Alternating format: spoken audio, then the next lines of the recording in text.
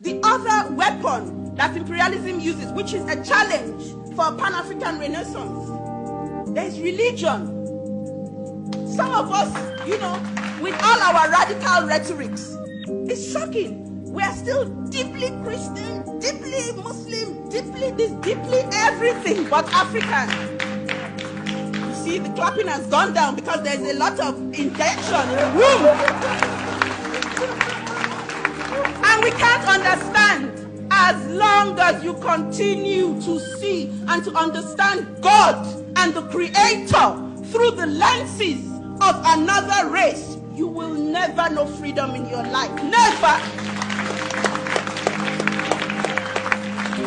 Religion is a cultural understanding of the spiritual. That's why Indians are Buddhist and these Jews are that and this and that. It's just an expression, an attempt to understand, the supernatural.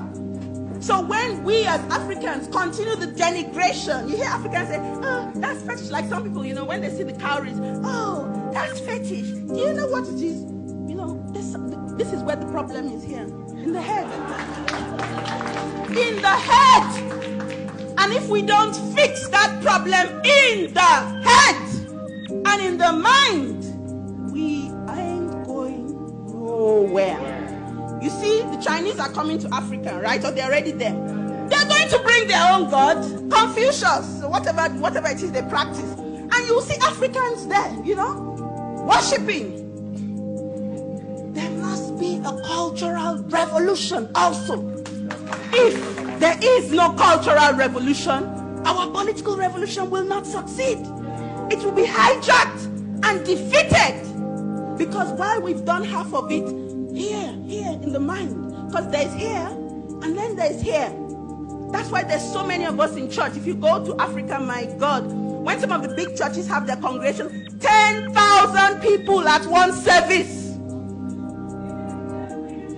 Well, I can't even talk about it because when they have their revivals in Nigeria, do you know there's no space for them in the city? They have to give them space outside.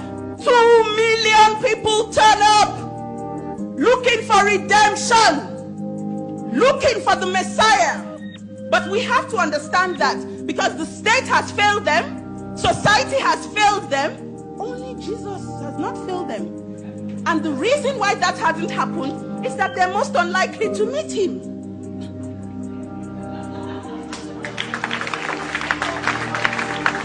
The same thing. And I don't mean to upset any of the Christians here. I come from a Christian home, a background, a serious Catholics. My mom has got a big shrine in our house. All right?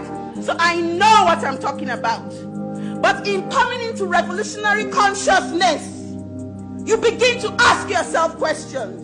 You begin to free your mind. If we want to get free. Because there's some of us who don't want to get free. I must tell you that. There are lots of, no, they want to be a bit more comfortable. They want to have access to the same privileges that white people have. Not understanding that Europeans had to steal our resources and murder our people before accessing those privileges. So,